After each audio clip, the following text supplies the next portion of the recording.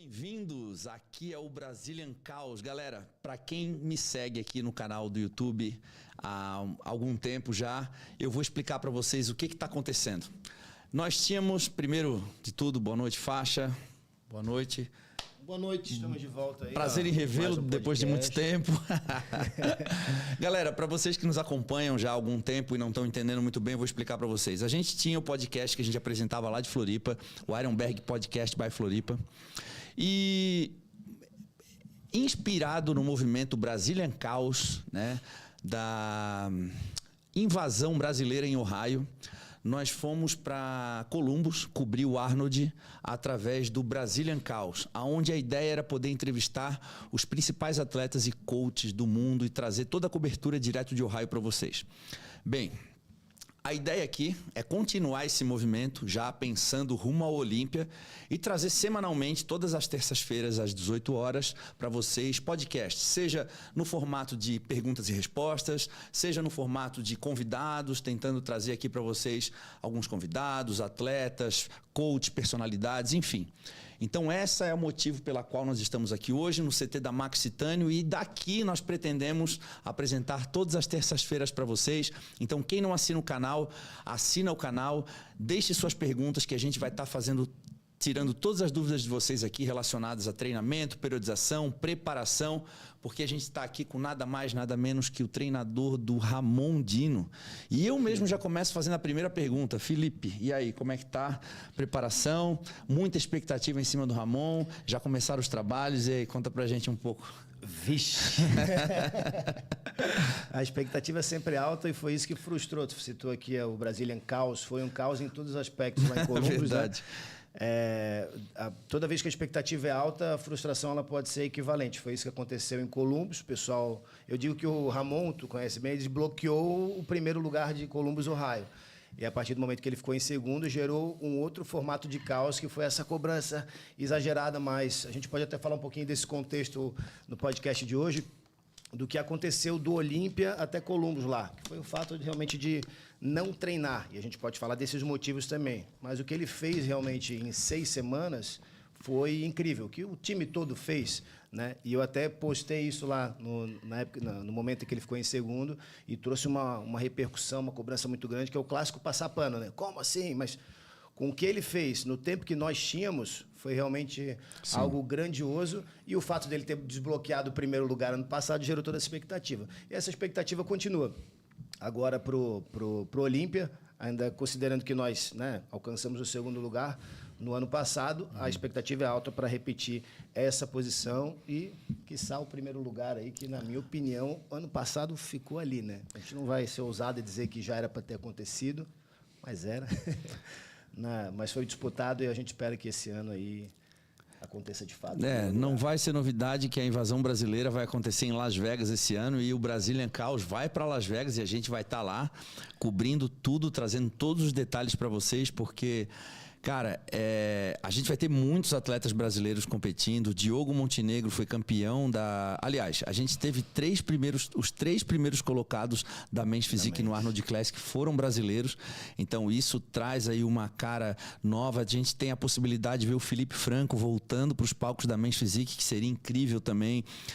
Na Classic a gente não precisa nem falar, né? O fenômeno Ramon... trazendo caos para Las Vegas e para o povo brasileiro. Tem o Zanca também, tem o Eric também, que está muito bem, que vai competir agora em Pittsburgh. E não sei se ele vai fazer o New York Pro também, mas ele está indo viajar daqui a pouco também. Tem as meninas da Wellness, tem a Fran, tem a Isa. Então a gente tem aí as biquínis. Cara, é uma infinidade. Tem o Rafa na Open também, que promete estar aí figurando entre o primeiro confronto, a gente espera também.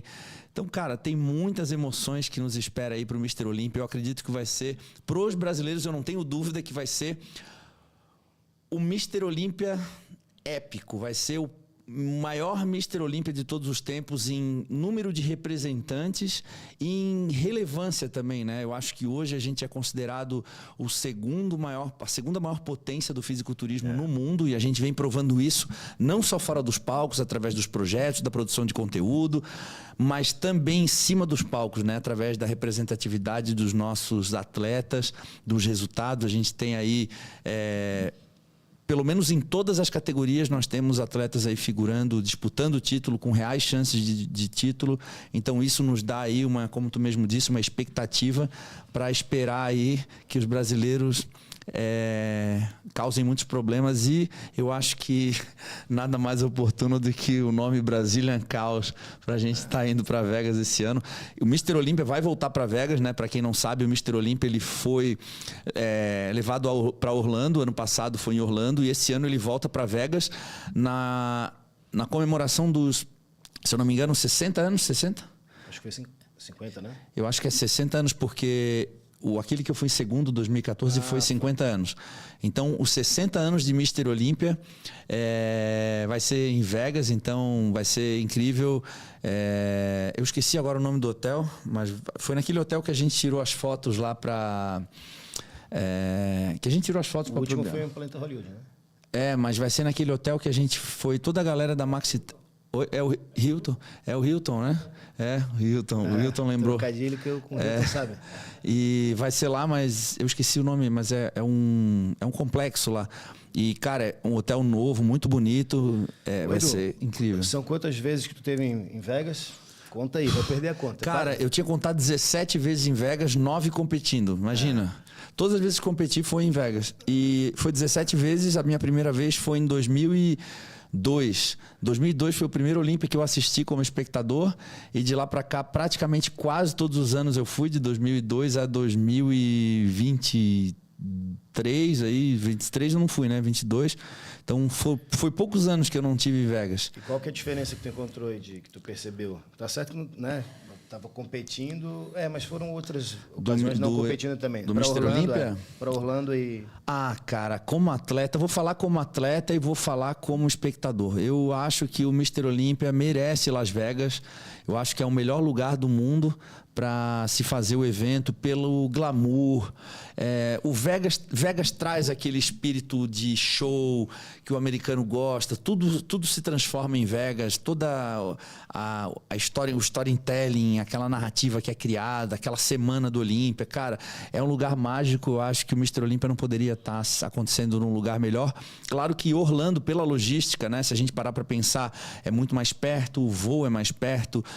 Orlando é uma cidade mais acolhedora no sentido de fazer um camp, ficar mais tempo, tem mais opções ali, o trânsito é um pouco mais simples de se locomover, o clima com certeza é mais parecido com o do Brasil, então assim, pela logística é mais fácil Orlando, mas cara, Vegas é mais seco, o trânsito é mais complicado, os hotéis são muito grandes, realmente dá para se perder ali, mas cara, não tem nada que substitua, tem nada que possa substituir. Eu lembro que em 2002 o Meet the Olympias, aquela noite de autógrafos, era um lugar bem pequeno, porque eram poucos atletas, ainda não existia a categoria Men's Physique, não existia a Classic, então basicamente não existia 212, então o Meet and Greet, né, era composto praticamente pelas mulheres da Open e os homens da Open, então era um salão com 20 mesas, e era isso, cara. Hoje a gente vê aí o Meet and Greet lotado de gente, muitos atletas, gente do mundo todo e filas enormes para os brasileiros. Então, assim, cara, é uma diferença absurda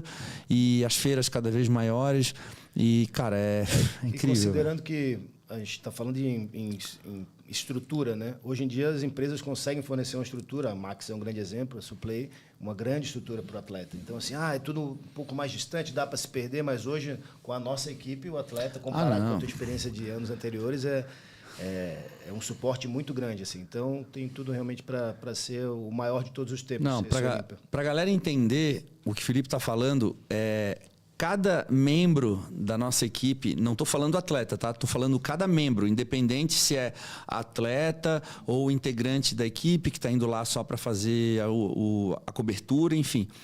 Cada integrante da Max Titanium envia uma lista de compras e quando tu chega no quarto do hotel, as tuas compras, tuas comidas, tuas bebidas, tudo tá na geladeira, nos armários, guardado, pronto para consumo. Então, nós chegamos no hotel, o check-in já está pronto, existe um shuttle que leva a gente do aeroporto pro hotel. Quando tu chega no hotel, tu pega a chave, tuas comidas, está tudo na geladeira. Então, assim... Cara, falar o que disso, né? É VIP, o tratamento é VIP. Eu não vi nada parecido até hoje, eu estou acostumado com com a correria de chegar lá e ter que ir atrás. Então, assim, realmente é tudo pensado para que o atleta performe o máximo da capacidade dele, para não se preocupar com absolutamente nada. Falando em atleta, quem está sempre presente, te dou a chance para adivinhar, uma grande atleta. Natália Coelho. Sempre presente no chat, né? Natália, um grande beijo para ti. Eu sou muito fã do teu trabalho, não preciso nem falar isso. E com certeza a gente vai estar lá no Olímpia torcendo muito por ti. Obrigado aí por prestigiar a gente sempre. Legal. Temos perguntas o espaço do chat para vocês fazerem perguntas, certo? E temos também as suas perguntas aí no Instagram. Tem muita dúvida. Fiquem à vontade. O pessoal falou do som aí, mas imagino que já tenham ajustado. Falou que o som estava um pouco baixo. Vamos priorizar os assinantes do canal aí que deixaram suas perguntas no chat e depois eu vou lendo as perguntas que foram encaminhadas na caixinha que eu fiz aqui no Instagram. Vamos lá. Vamos embora. Começando com outro que também está sempre presente, o Correia aposentado. Correia aposentado está aí, né? Esse aqui não aposentou ainda não, né? Só para avisar vocês aí. Boa noite a todos. Sobre o treino com estímulo cruzado, qual foi o máximo de tempo que vocês fizeram nesse estilo? Vocês conhecem alguém que fez muito tempo isso? E quais cuidados temos que ter? Eu fiz muito tempo isso. Algumas vezes, né? Fiz muito tempo. Cara, pra galera o que é, para quem tá... Ele está se referindo ao fato de treinar, acredito eu, membro contralateral. Eu fiz isso pela primeira vez em 2013, quando eu operei o tríceps esquerdo. Eu comecei a treinar o lado oposto, né? E fiz isso durante um período determinado de tempo, mais ou menos 6, 7 semanas, que era o período de cicatrização do lado machucado. E isso não me gerou nenhum tipo de assimetria, nenhum prejuízo, pelo contrário, isso otimizou minhas respostas metabólicas, porque eu consegui me manter ativo.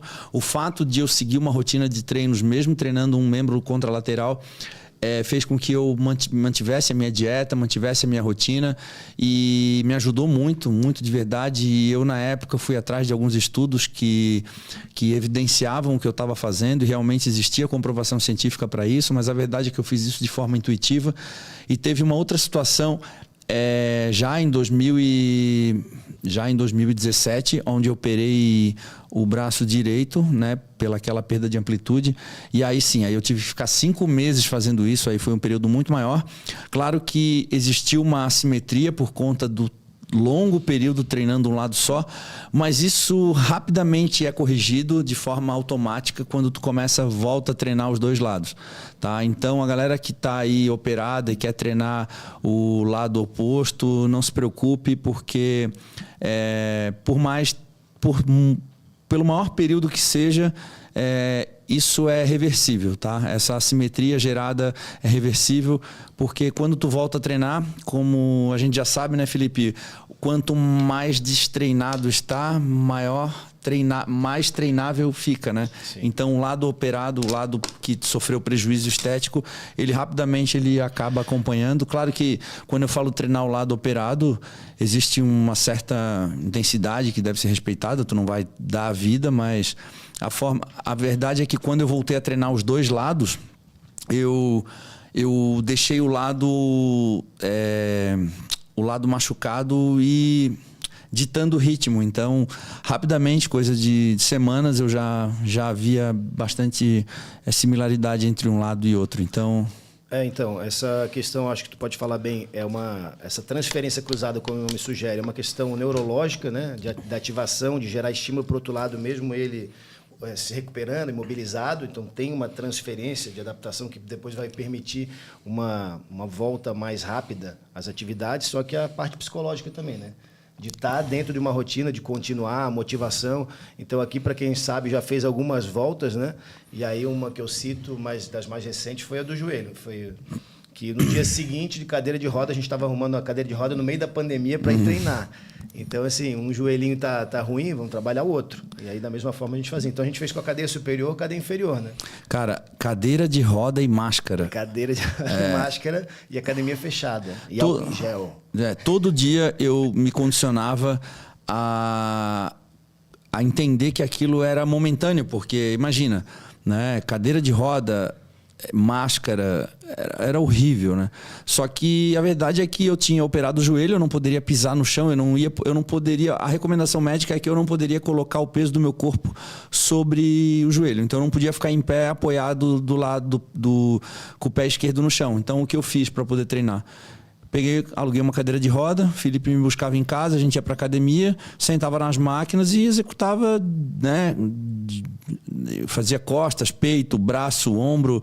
E, cara, eu não via necessidade de ficar parado, né? Então, assim, claro que é uma coisa que é algo que a gente não espera que todo mundo faça, mas é algo que é muito possível de fazer, né? Claro que não existia adaptação, né, na academia. É engraçado porque a academia tinha um bebedouro com adaptação para deficiente, para cadeirante. No segundo andar. No segundo andar, só que não existia acesso ao segundo andar. Cara, por um lado foi interessante porque eu vivi na prática a dificuldade que hoje um cadeirante tem. Para mim, aquilo ali era algo... Era esporádico, mas eu fico imaginando quem tem uma condição permanente, cara, deve sofrer muito. E são detalhes simples, né? São detalhes simples que são resolvidos com acesso, com um elevador ali que faz o transporte pela escada. Assim, existem formas de adaptar. E assim, eu acho que os projetos atuais, eu acho que já existe a necessidade, né? Já vem adaptado, mas... Enfim, existem ainda muitos estabelecimentos, principalmente academias, que não estão preparadas para receber cadeirantes. Então, eu vivi na pele a experiência, não foi nada agradável, mas, infelizmente, existem pessoas que permanecem nesse estado por mais tempo que eu, né? E continuando nesse tema aqui, o próprio Correia aposentado que falou aqui, ficar citando Correia aposentado é engraçado. Ele falou que ele está há 3 anos treinando contralateral, imagino que seja parte superior. Quantos anos? 3 anos. Aí ele tem que relatar o que é. Que conta aí pra gente o que aconteceu aí, que agora eu fiquei curioso. Ficou com o braço direito 56. Pera aí, vai ficar com... tá com 56 de braço, cara. E o lado da lesão, 36. Mas eu acho que ele já tinha falado que ele era obeso e tudo mais. Ele falou, em algum podcast. Ele já citou repete pra gente aí que eu não lembro exatamente. Como bom Correia, né, trabalhando, cuidando de lesão aí, né, cara? Uhum.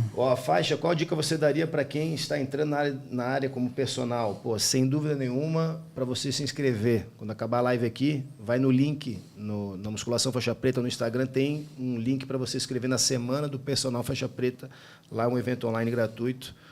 Vai nessa que eu vou conseguir explorar aqui bastante vários temas relacionados ao desenvolvimento do personal lá. E aí, claro, do estudante que é futuro personal, né?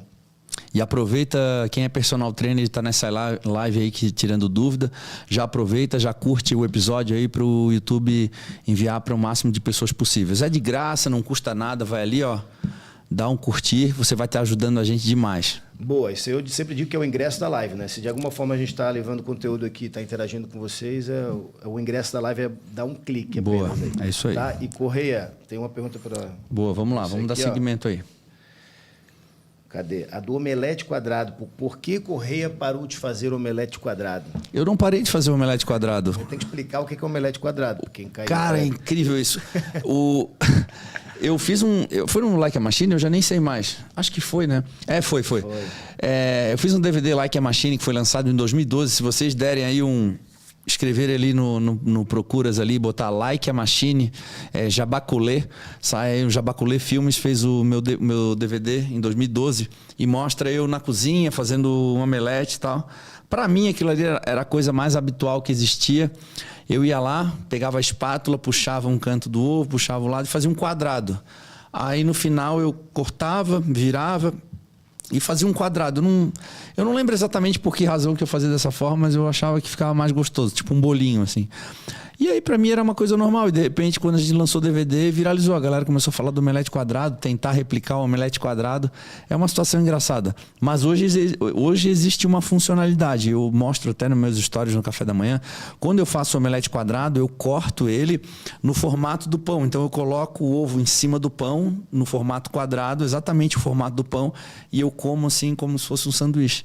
Então, na verdade, é isso. Não tem nenhum segredo. É ovo normal, pode comer ovo mexido.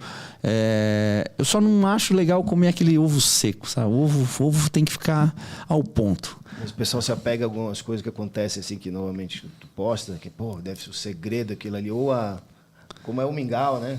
Faz, o pessoal pega aquilo e, porra, o cara fala, cara, é só um mingau, né? Cara, existe. Eu entendo parte das dúvidas, porque como a gente faz os mesmos alimentos durante muito, muito tempo, e eu acho que a forma de preparo ela está totalmente relacionada à adesão da dieta. Então, eu acho que é válido as pessoas entenderem a forma de preparo no sentido de tentar trazer, deixar a dieta mais palatável, deixar a dieta mais gostosa, tentando aumentar a adesão. Porque a maior parte das pessoas que fazem dieta, eu percebo que a falta de adesão ela está totalmente relacionada à falta de planejamento, principalmente a falta relacionada à escolha dos alimentos e principalmente a forma de preparo. Então, às vezes a desinformação, a falta de conhecimento na hora de preparar os alimentos faz com que a comida não fique tão saborosa e faz com que o atleta ou a pessoa, como chama? O praticante, o entusiasta, ele não tem a adesão ao plano e ele acaba desistindo, porque realmente a comida se torna algo... não se torna um momento tão prazeroso, né? Então, assim, como nós atletas, fizemos a dieta já, os mesmos alimentos preparados muito, muito tempo, e eu já sei, assim, o ponto certo de fazer um mingau de aveia, por mais que seja um alimento simples, né? Proteínas, carboidratos, a gente já sabe o ponto certo, diferentes formas de preparo, então isso ajuda muito a permanecer de dieta. Porque eu sempre digo, não necessariamente é sobre aquilo que tu faz, mas é por quanto tempo tu consegue permanecer no plano, né?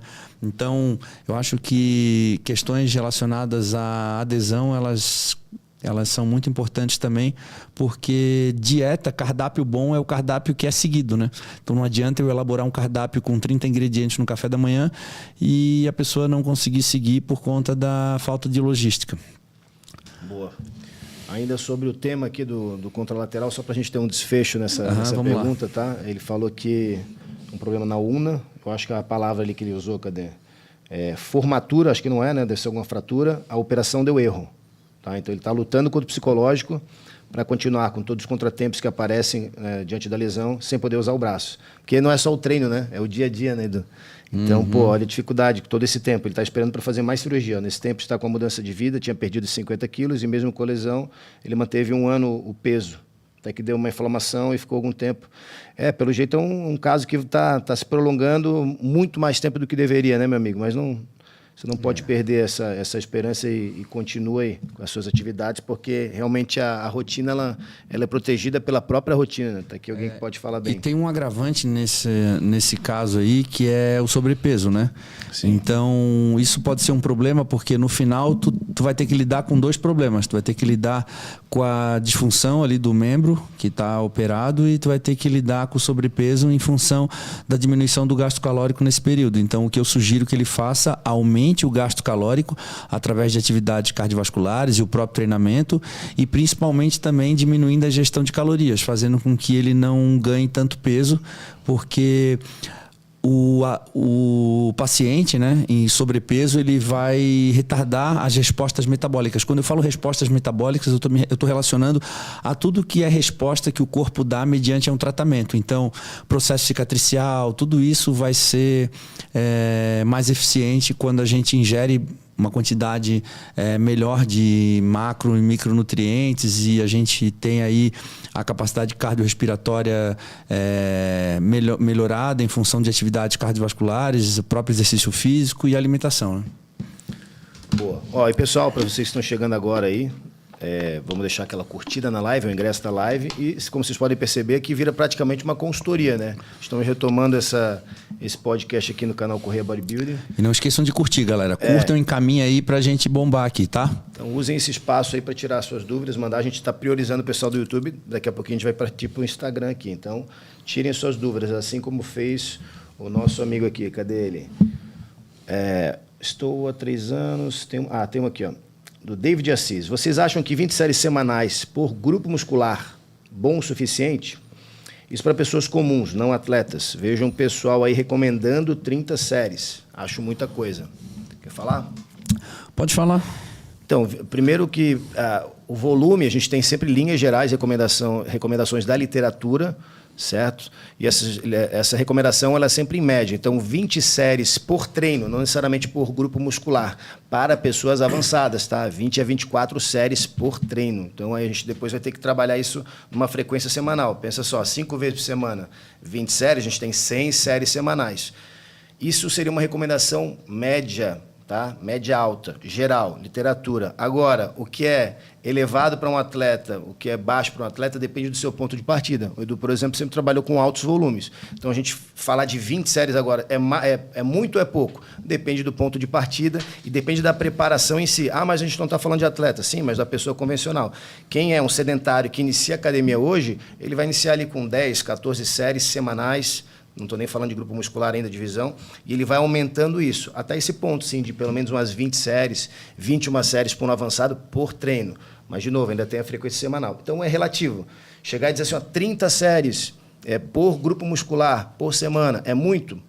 Se for para uma pessoa convencional, tende a ser muito, de acordo com as linhas gerais. Mas, se alguém que já está acostumado e está fazendo esse alto volume e tem respostas, realmente pode ser algo que está trazendo benefício para a pessoa.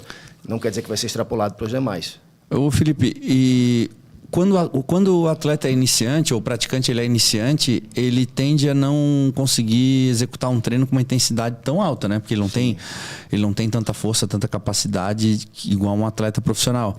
Então, como ele não faz um treino tão intenso, eu acredito que o volume ele não precisa ser tão sacrificado. Então, eu, por exemplo, eu não vejo uma diferença grande entre volume de treino de um atleta iniciante para um avançado. Eu vejo muito mais a variável da intensidade sendo a maior diferença entre um e outro, né? Até porque tem a capacidade coordenativa, essa coordenação intermuscular, intramuscular, falando agora de disparo, né? Que a gente tem para ativar cada músculo. Então, realmente a questão da intensidade é uma variável a ser considerada. E por isso que quem está iniciando, o cara iniciante e é um praticante moderado ainda, a gente alterna por segmento. Então, o cara fazer 14 séries, ele vai fazer um leg, um supino, um agachamento, uma remada. Então, vai se alternando por segmento exatamente por isso também, a quantidade de fadiga acumulada. Tem uma aqui para o Correia Bodybuilder. Com base na sua vivência, essa é do Bruno Barber aqui, ó. Com base na sua vivência, o que recomendaria para um cara de 36 anos que quer competir?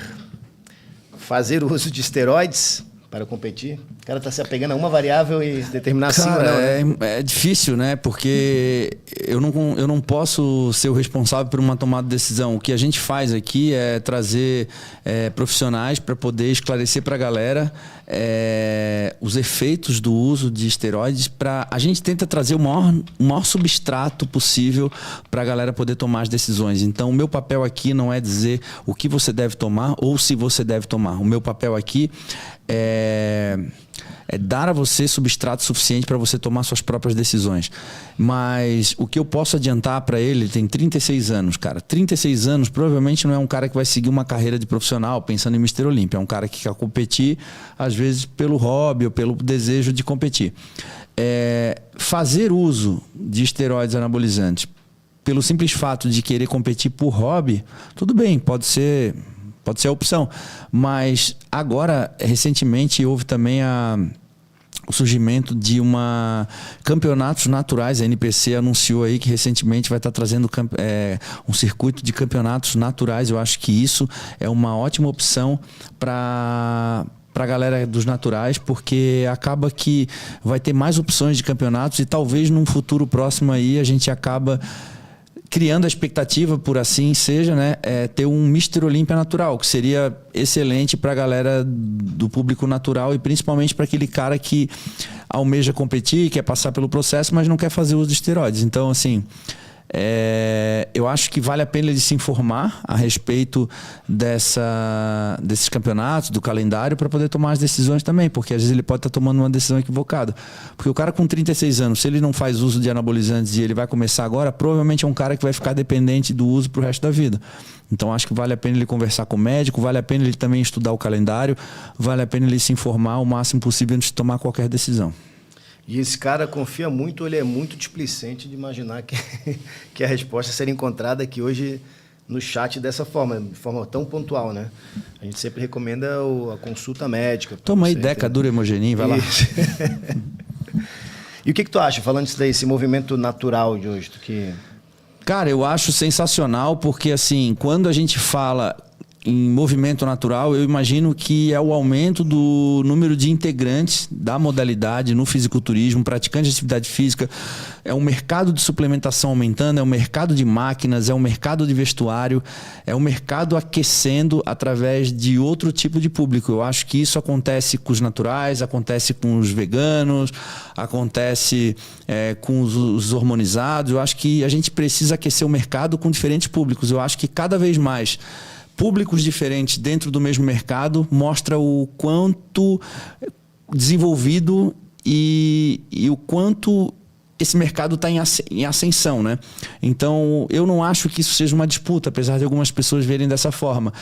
A prova disso é que a própria entidade, a NPC, ela está aí abrindo já alguns campeonatos justamente para poder atender esse tipo de público, porque a ideia não é segmentar, não é dividir, não é colocar um contra o outro, não é polarizar. A ideia é tentar trazer o mercado para todos, né? Então, assim, eu acho sensacional. A gente tem o time aqui da Maxitânio, formado aí pelo Ícaro, pelo Átila, por toda a galera aí, cara, e é sensacional. Eles são atletas que se dedicam, treinam, eles precisam fazer um planejamento aí, segundo o Ícaro, mais diferenciado aí por conta do fato de não usar anabolizantes. Isso é algo questionável hoje em dia, né? Porque a ciência já mostra que não existe diferenças relevantes entre uma periodização de um treino de um natural para um hormonizado. Mas a verdade é que o Ícaro, falando mais especificamente dele, ele é um cara pioneiro talvez eu acho que é um dos atletas, o atleta natural mais forte que tem no país. Liderando, né? E ele levantou essa bandeira, ele influenciou muitas pessoas, muitos meninos, ele tem uma equipe de atletas, ele presta a consultoria dele e ele desenvolveu técnicas que vem aplicando nele, vem trazendo resultado. Então, eu acho sensacional. Eu tive a oportunidade de treinar com ele algumas vezes, inclusive no meu canal do YouTube aí tem um treino entre eu e ele está mostrando a diferença de um treino de um natural para um hormonizado. Como eu disse, apesar de ser um tema bastante polêmico, ele está ali mostrando as diferenças que existem do meu treino para o dele. E eu acho dessa forma, cara. Eu acho que o mercado precisa ter diferentes públicos dentro de um mesmo nicho. E o Ícaro, que é um dos líderes desse movimento, vamos dizer assim, tu lembra que ele virou a chavinha, ele mesmo fala isso naquele treino lá no meio da pandemia, lá... Que ano aquilo. Ele fala, ele treinou com a gente lá, puxou um pouco mais ele falou, ali eu sabia que eu estava treinando abaixo do meu limite. Ele disse que aquele treino foi uma virada de chave e hoje ele está aí, né? E uma curiosidade do Ícaro é que ele é ovo-lacto vegetariano, né? Ele consome ovo, derivados de leite, mas ele não ingere carne. Eu fui almoçar com ele no shopping um dia, a gente foi ali no companhia do churrasco ali, e ele perguntou pro cara se tinha... Não, era churrasco... Como é que é? Mania de churrasco, Ele perguntou pro cara se tinha bacon no feijão. Aí o cara falou que tinha, daí a gente teve que ir à caça de um lugar que tivesse feijão sem bacon. Aí a gente acabou achando e eu tive que comer lá numa porcaria de lugar lá por causa dele ainda. Levou o Ícaro no Mania de churrasco. Foi engraçado. É cômico. A gente entrou, ele olhou pro nome assim e falou, Edu, tá viajando? Eu falei, o que houve, cara? Mas tu pode comer só arroz e feijão. Vamos lá, pergunta do Gerson Salomão. Como ter mais densidade na região abdominal?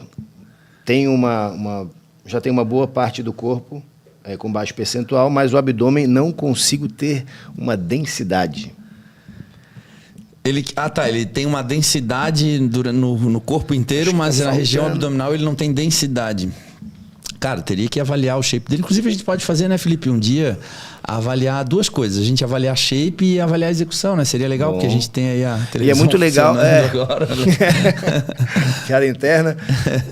E é legal porque a gente gosta muito de correlacionar as técnicas de movimento às alterações que tem no físico. Com certeza a gente encontra, cara. Aquele cara que tem aquele peito achatado, com aquele ombro protuso para frente, com certeza a execução do supino dele... E como sempre, especular, né, Edu? A gente não quer puxar sempre a sardinha só para um lado ou para o outro. Tem que considerar que é multifatorial. Não vai bater o martelo, tem que olhar a técnica de vários exercícios, mas dá para fazer muitas correlações legais aí para dar uma instrução técnica. Claro que dá. A gente só precisa achar um jeito de fazer isso, né? Isso.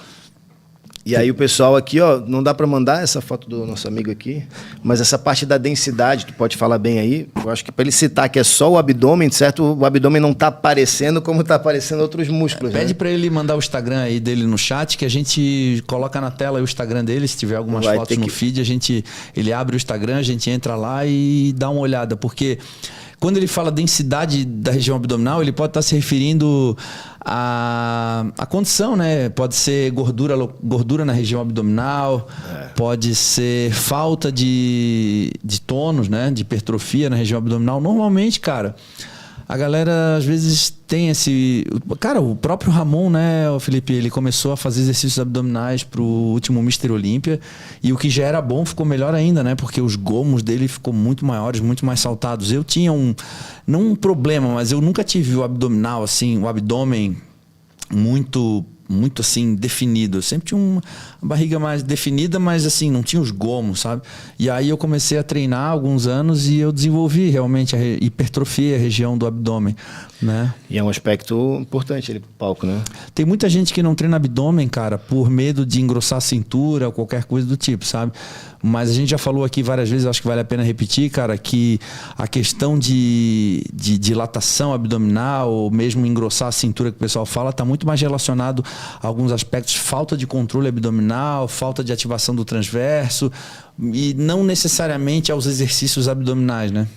Então, isso é uma coisa até que depois a gente pode falar se tiver alguma pergunta relacionada a isso. Show. Mas se ele tiver o Instagram dele, coloca aí, a galera que quiser aí fazer alguma correlação dessa que o Felipe falou, coloca o Instagram aí que a gente abre e já avalia na hora. Lembre-se que vocês estão aqui num grupo seleto agora, nessa nossa primeira live de retomada aqui, então vocês estão com a porta aberta para tirar as dúvidas como estão fazendo E aqui já os vou demais. lembrar, desculpa Felipe te interromper, já vou lembrar aí pra galera que dia 4 de maio em Balneário Camboriú a gente vai ter o Eduardo Corrêa Classic, tá? E a galera que estiver se preparando para o Eduardo Corrêa Classic, falta pouco tempo, falta 2 semanas. Pode mandar o Instagram no chat também, que eu vou estar entrando aí, vou estar avaliando, tá? E vou dar essa moral para quem estiver competindo no meu campeonato aí. Corrêa Classic em Balneário Vamos botar o Camboriú, Instagram, no vamos botar o Maiás, Instagram. Dia 4 de maio, hein, galera? Então eu vou estar lá presente na Terceira pesagem. edição, né? Terceira edição. Terceira Nasceu edição. junto com a minha filha 3 anos vai fazer, e o campeonato também. Terceira edição, que não deixa de ser um filho, né? Porque, olha, o Corrêa Classic, velho, revelou aí já grandes talentos aí. Inclusive, teve uma história muito bacana de eu entreguei o prêmio aí em 2022, em maio de 2022, pro Douglas. E em dezembro a gente tava competindo junto no Fitpira. Então, assim, Muito doido. galera, acredite nos seus sonhos, invista. E vai ter muita gente boa lá, tá? Vai ter, ó... Tá na tela aí? Vai ter o Renato Cariani, Júlio Balestrin, vai ter toda a equipe lá também da Max Titanium, vai estar a gente lá, eu vou estar lá de olho na galera, vai ter muita gente, vai ter o Jorlan, vai estar lá também. Esse é o Instagram do Tenente evento. Breno vai estar lá também, então a galera vai estar lá. E o pessoal que estiver aí competindo, fique atento aí. Pode ser uma grande oportunidade de poder mostrar o seu trabalho para o mundo aí. Ó, o link para compra está no Instagram que está na tela aí, Eduardo Corrêa Classic. Tem lá um link da scfitness.com.br para você garantir a sua inscrição e acompanhar lá em Balneário o Corrêa Classic. É muito fácil. @Eduardo Corrêa Classic, tudo junto. Tem o link ali para você fazer a sua inscrição, para você comprar o seu ingresso. E eu já vou adiantando para a galera não deixar para cima da hora, tá? Porque a gente teve tanto a compra dos ingressos quanto a inscrição, porque a gente teve 800 inscrições no ano passado e talvez a gente vai limitar esse ano o número de inscrições por conta do tempo do evento, né? E a gente tem que entregar esse evento no sábado. Então a galera já vai se antecipando, garantindo sua inscrição e também a sua entrada, porque o evento tem limite de pessoas e os 2 anos deu lotação máxima. Mas deixar a galera também tranquila que tem toda uma infraestrutura lá de alimentação, tem espaço kids, a Manu vai estar lá brincando também. Então quem quiser conhecer, tirar foto com ela, porque ela tá mais famosa do que eu agora. Acabou de sair um vídeo no canal, o pessoal só quer saber dela. Acho que eu vou mudar minhas redes sociais para Manuela Corrêa. Então é isso, galera. Falando em estrutura, tem a assinatura do Emerson aí, ó, que já é figura conhecida por esses eventos. NPC-SC é sinônimo de sucesso aí. Os eventos como o meu e o do Sardinha e do Horsepower são os principais eventos regionais aí que tem no sul do Brasil. Boa. João Paulo tem uma pergunta aqui. Tenho uma dificuldade em adotar uma única metodologia de treino. Sinto que com costas é melhor alto volume e poucas repetições e perna o oposto. Faz sentido ou preciso melhorar o treino de perna? Cara, eu queria saber baseado em quê? Porque muitas vezes a pessoa faz aquilo que ela quer fazer, não aquilo que ela precisa fazer. Então ele fez um treino com alto volume de costas e baixo volume de perna, é isso? Exemplo, cadê? João Paulo, aqui, a única metodologia. Costas é alto volume, poucas repetições. Então é mais pancada. E perna é o oposto, acho que tem menos volume aí. Ó, costas é melhor. Costas alto volume, poucas repetições. Se ele está trabalhando costas, peraí, alto agora. volume... Que me confundiu aqui. O volume e repetição está na mesma variável. Então, isso que eu ia te falar. Porque mas eu entendi o que ele está falando. Entendi. Ele não está relacionando. Ele botou carga. Ele não está relacionando repetição com volume. Então, mas eu entendi o que ele quis dizer. Ele quis dizer que ele faz muito número de séries, exercícios para costas com menos repetições. Então, na verdade, ele está equilibrando, porque ao mesmo tempo que ele aumenta o volume, ele diminui o volume com o número de repetições. E costa e perna ele faz o contrário. Ele trabalha menos volume e aí provavelmente ele treina uma intensidade maior, ele cansa menos. Então, ele também faz um volume, ele equilibra. A primeira coisa que o nosso amigo tem que entender, que tecnicamente falando, para calcular, lá, volume são as repetições. Vamos colocar assim, séries, tudo repetições. Que é volume, que a galera não sabe o que é volume. Basicamente isso. O drop set está aumentando o volume de treino, não é? Isso aí exatamente. A gente está aumentando o tempo de execução ali. Então a gente tem mais volume, mais repetições.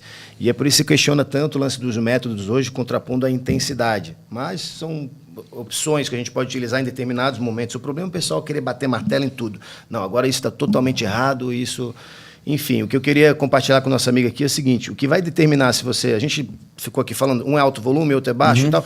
O que vai determinar se isso está funcionando ou não é o espelho, é o resultado. O cara escolheu fazer o treino de costas com mais volume, de perna com menos volume. Não vamos se apegar à variável aqui agora. Está tendo resultado, está evoluindo a cada 10, 15 dias, está progredindo? Quem somos nós aqui para questionar e dizer, não, tem que ser... Todos os grupos musculares têm que ter o mesmo volume. Não, se você pode... O volume vai ser semanal que você tem, né, pro corpo como um todo. Se está distribuído dessa forma e as intensidades são diferentes, não teria problema. Deixa eu só fazer um adendo aqui. Eu treino perna com volume, falando de volume, séries, trabalho realizado, menor do que costas, mas eu divido perna em 2 dias. Então, quando fala perna, eu estou falando de quadríceps. Se eu juntar o volume de treino quadríceps e posterior de coxa, ele se equivale ou supera costas. Então, tem que ver se esse perna que ele está falando aí é perna completa ou é só quadríceps. Porque, realmente, se ele estiver dividindo a perna em um dia só para quadríceps, com certeza o dia de quadríceps não vai ter um volume maior do que costas, né? Então, e aí ele tem que ver por que foi dividido. Será que foi uma conveniência? Vou treinar a perna um pouquinho mais leve e eu estou dizendo que funciona. O que vai determinar se funciona é se está tendo resultado em alguma das variáveis. Está ganhando força, está ganhando área da secção transversa, está aumentando de tamanho. Então, está no caminho. Não teria por que a gente questionar se está funcionando. Como é que o cara avalia se está funcionando, Felipe? Ver se o músculo está crescendo, se ele está ganhando força, progredindo carga? Aí vai ter que analisar todas as variáveis, porque tem isso também, né? A pessoa, às vezes, se apega só ao treino. Nos meus anos aí de personal, que eu trabalhei mais de 10 anos, quando a pessoa ia iniciar um treinamento comigo, eu perguntava, você quer ter resultado? Porque senão vai virar cursinho de musculação. Você vai aprender a treinar, você vai ter resultado técnico, mas para ter resultado você tem que ter, no mínimo, um conhecimento, para não assustar a pessoa, dizer que vai ter que fazer dieta, né? Um conhecimento sobre nutrição, para ter uma alimentação um pouco mais flexível, saber o que você está comendo. Então, para ter resultado, tem que ter todas essas variáveis. E aí, esse é um erro comum da galera também. Eu fiz uma planilha de treino. Será que ela vai funcionar com esse volume? Eu fiz esse volume aqui, distribuí dessa forma todas as variáveis, e o cara não cuida da alimentação. Aí não tem como saber também se o resultado foi proveniente daquela estratégia de treino ou não. Mas, respondendo a pergunta, sim, eu quero ganhar agora peso. Eu estou ganhando peso, eu estou aumentando de tamanho com a densidade que a gente falou aqui no membro inferior, que era o meu objetivo, então está no caminho, beleza. E essa dificuldade de se avaliar é muito comum para quem está iniciando, para quem não é da área, é por isso que a gente sugere sempre acompanhamento com os profissionais da área para dar porque a gente fica com a percepção comprometida, né? A pessoa às vezes acha que está ganhando e não está ganhando, às vezes, até tu, de vez em quando, tira a camisa e me pergunta se está ganhando. Totalmente. Aí eu falo, tá uma merda. Tá bom, não. Continua. Faz anos. Consigo resultados fazendo o mesmo treinamento? Pergunta do Lucas Farias aqui, ó. Por muito tempo? Na minha academia não tem tantas variações de maquinário, estou limitado a fazer muitos exercícios. Então o cara tem poucas máquinas disponíveis, ele quer saber se ele continua tendo resultado. Se ele pode fazer o mesmo programa de treinamento. Quanto tempo tu já fez um programa de treinamento? Cara, já... Tem planilha de treino? Já fiquei mais de um ano fazendo o mesmo treino. Eu não acho que existe um platô por conta da divisão... Também acho. Escolha dos exercícios. Porque a gente tem a famosa progressão de cargas. Então, a gente trabalha com isso. Pode ser os mesmos exercícios. E o que a gente fez muito também, ter o esqueleto de treino.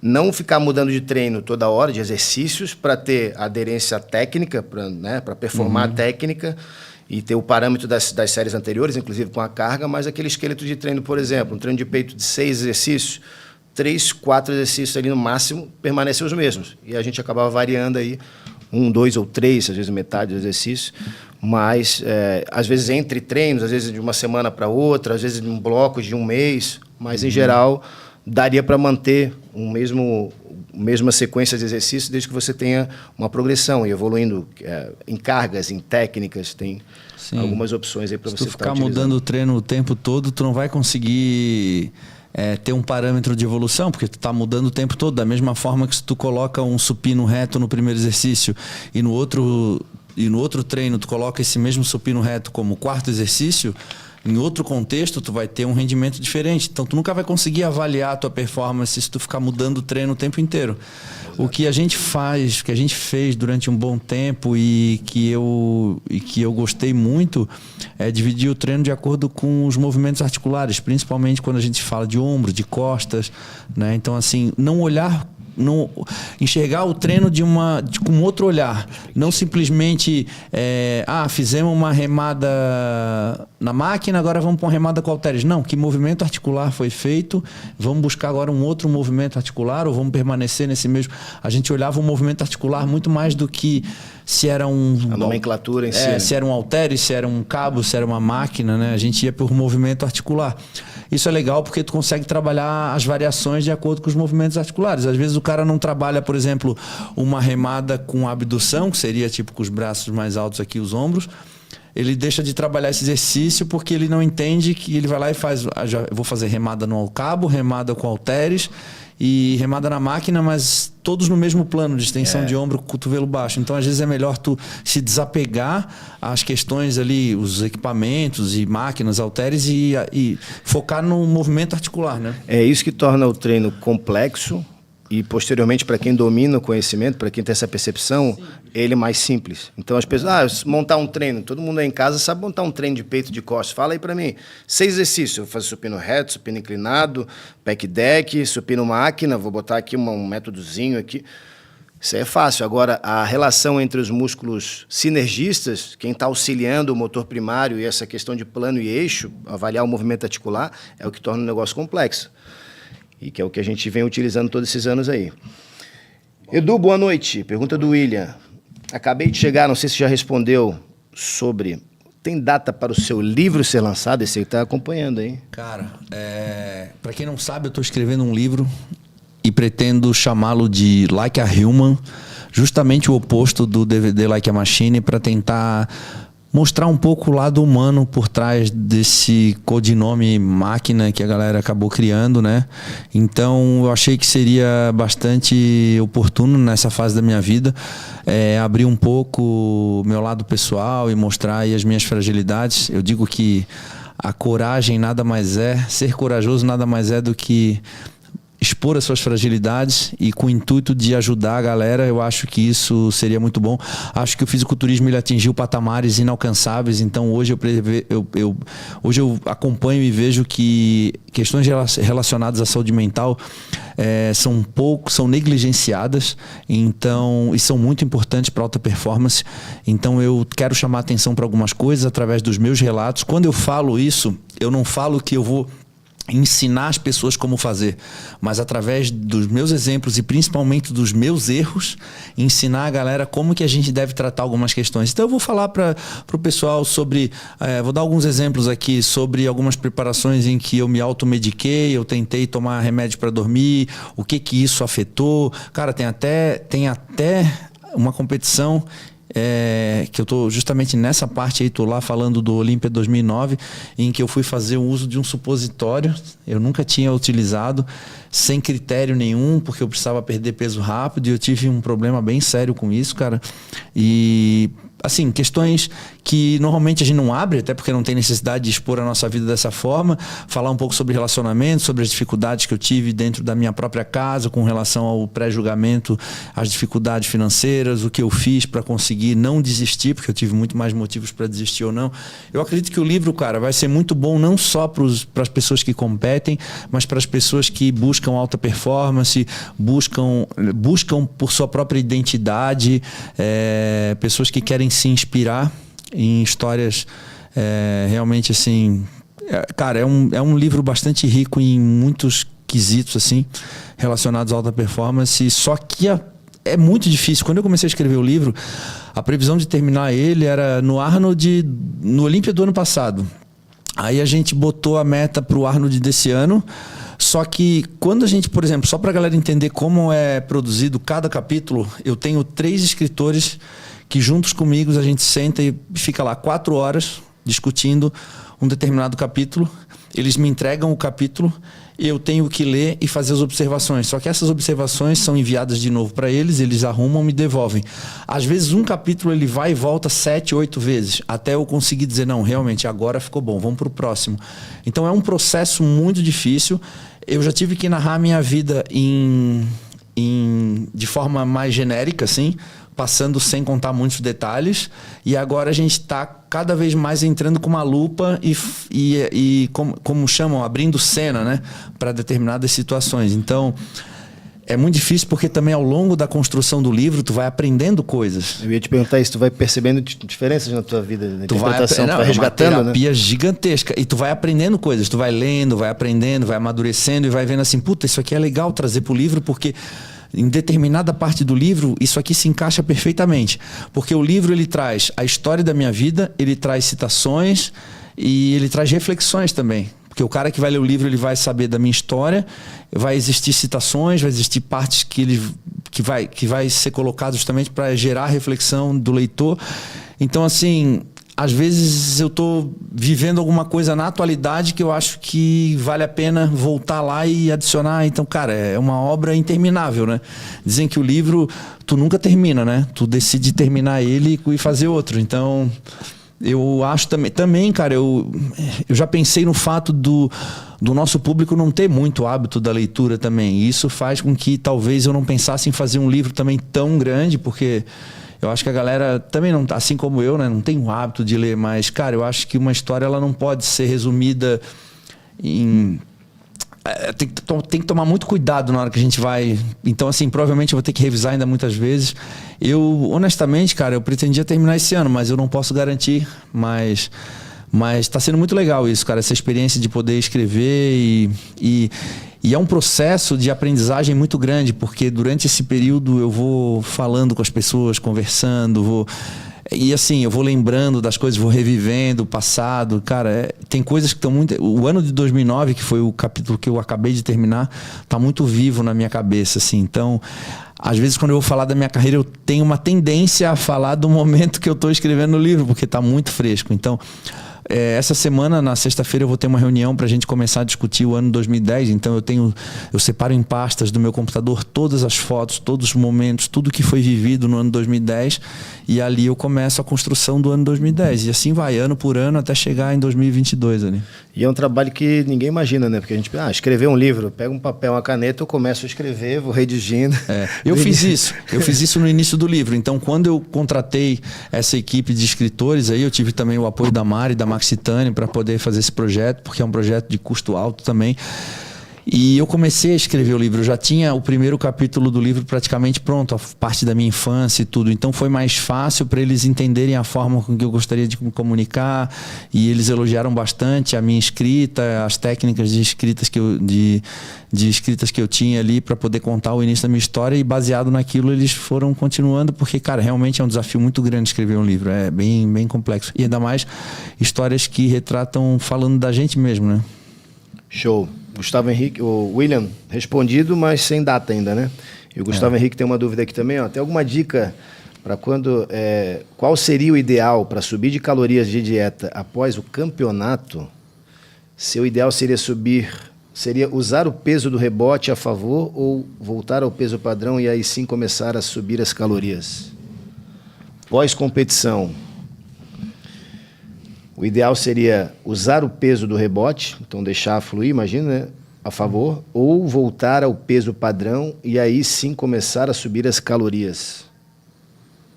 Complexa pergunta. Eu não entendi muito bem. Cara, assim, ó... Fala do pós-competição.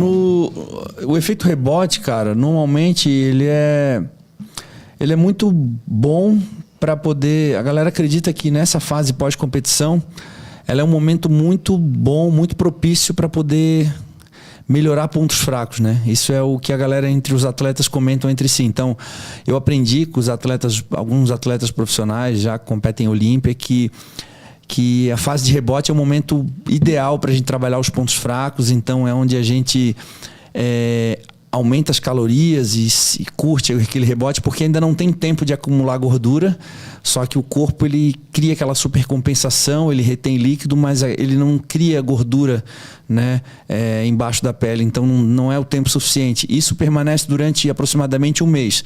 Em resumo, praticamente durante um mês pós-competição, tu pode comer, aumentar a ingestão de calorias consideravelmente, que tu não vai ter tempo de acumular gordura, mas tu vai ganhar aí 10, 12 quilos. Assim, eu não acho que boa parte disso é ganho, né? A gente sabe que isso não é ganho concreto de massa muscular.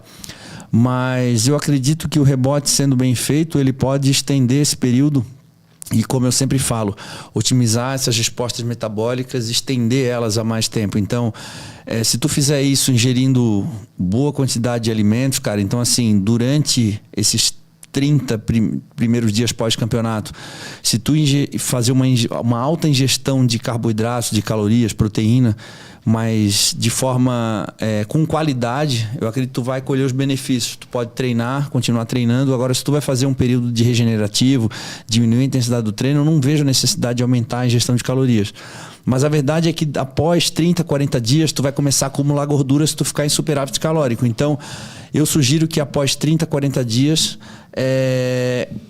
há uma atenção na questão do ganho de gordura, porque ganhar gordura demasiadamente no período de off-season pode atrapalhar essas respostas. Então, eu acho que pode haver um aumento da ingestão calórica nos 30, 40 primeiros dias, mas depois eu acho que existe a necessidade de controlar. E tem gente que gosta de aproveitar o pós-campeonato para treinar pesado, né? Tem gente que gosta de segurar a onda. Então, assim, são estratégias diferentes. Eu sempre gostei de me manter treinando, eu diminuo um pouco a intensidade, mas eu não gosto de parar totalmente. Mas eu também não sinto a necessidade de aumentar a ingestão calórica, até porque é um processo de construção, né? É uma periodização. A não ser que tu tenha um campeonato à vista, daí não dá para fazer essa periodização. Lembrei aqui da nossa refeição pós, acho que um dos Olímpias aí, naquele Star, naquela hamburgueria. Comeu os hambúrgueres, o milkshake e já deixou no local mesmo, né? Só que o problema é que ele assim, não vou conseguir chegar no hotel. E aí, acontece. Assim, eu vou no banheiro. Só que o banheiro era numa portinha, porque era... Pô, eu tô tentando lembrar o nome do lugar. Aquele restaurante americano. Era um drivezinho. É um drivezinho americano que é tipo um ônibus, assim. É só... Um trailer. O único banheirinho que tinha. Entrou rápido e saiu rápido. Não, o banheiro era tão pequeno que já tinha que entrar de costas, né?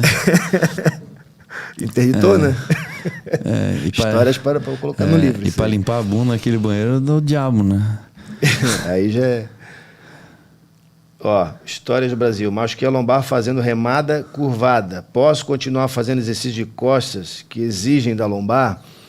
Vai lá, Felipe. Tem que entender o que é machuquei a lombar. É tipo uma contratura. Pô, senti um pinçamento nervoso. Pegou meu disco, a gente tem que avaliar que tipo de dor você está sentindo. Mas muito provavelmente, considerando as conexões do grande dorsal, que é o maior músculo das costas aí, nas vértebras lombares ali, vou falar bonito, aponeurose toracolombar, né? Isso, vai lá na pelve, então tem várias inserções ali, ele vai puxar a sua coluna, então a gente pensa, só o braço, eu vou fazer na máquina, ele tá levando o braço, ele tá puxando a sua coluna, então muito provavelmente a musculatura, se for essa a atingida, vai trazer problema também, então você vai ter que se recuperar aí para poder, primeiro entender que tipo de lesão que você tem, Para dizer que, não, pode fazer outros exercícios. O problema é a curvada. Não, o problema não é a curvada, é o músculo que contraturou. Estou considerando que seja isso. Mas provavelmente eu acho que ele deve ter perdido a posição, a curvatura lombar no exercício. É muito comum a galera começar a remar e cansar e começar a colocar a bunda para dentro, perder a curvatura lombar, né? Começar a proteger. Aí numa dessa tu sente a lombar, né?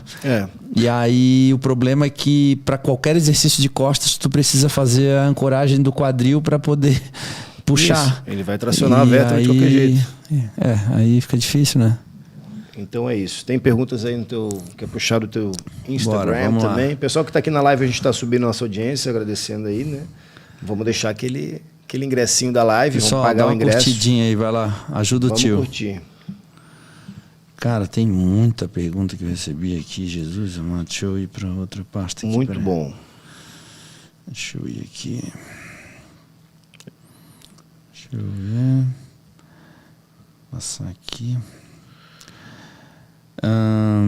Vamos lá. Aqui o Gerson perguntou como ter o abdômen mais denso. Eu acho que ele fez essa pergunta no chat também. Ele queria muito saber como. Tem o Instagram dele? É Gerson Salomão? Será que é o... Será que é ele? Vê se é o nome dele. É o próprio. É ele? É ele. Deixa eu ver aqui.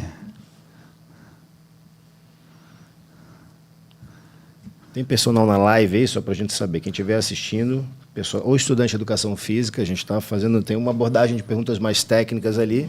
Não Você tem que ver. Aqui é um grupo seleto. Tem mais uma do William aqui. Enquanto o Edu busca ali, tem 37 anos, né? Competi pela primeira vez, mas acho que depletei demais e não consegui fazer um carb up para conseguir encher. Fale sobre essa finalização. Bom, acho que pode falar de finalização e de como ocorrem erros nessa fase, especialmente no amador, né? Essa do, será que eu tô vazio? Cara, assim, ó, eu não posso julgar o que ele acabou de falar, porque eu não sei, eu não vi.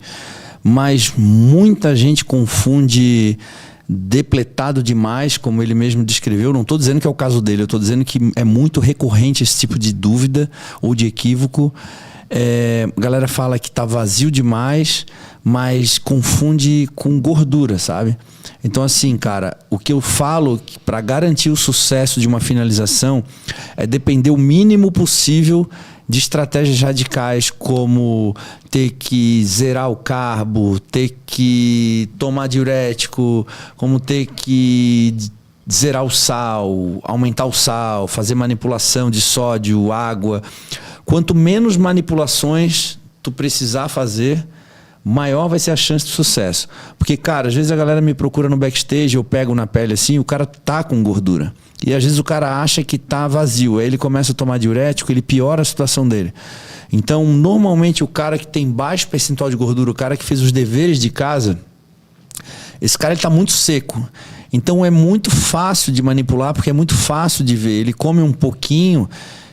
Como normalmente os campeonatos aqui, a maior parte são atletas amadores, eles não têm uma quantidade tão grande de massa muscular. Então, quando esse cara está seco, esse cara ele faz 3 refeições de carboidratos, já é o suficiente para criar um aspecto mais denso, mais cheio.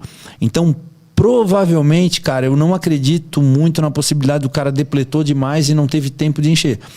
Só se ele, sei lá, depletou demais e fez 2 refeições. Mas, normalmente, considerando um atleta que não tem tanta quantidade de massa muscular assim, cara, às vezes 3 refeições, 4 refeições já é o suficiente para ver diferença no físico. Se ele estiver seco. Então a galera que está assistindo aí, que está se preparando para a competição, façam os deveres de casa, façam um processo pré-competição, priorizem perda de gordura através de déficit calórico, treino e cardiovascular. Então, se atentem a essas questões, não fiquem tão preocupados com a finalização.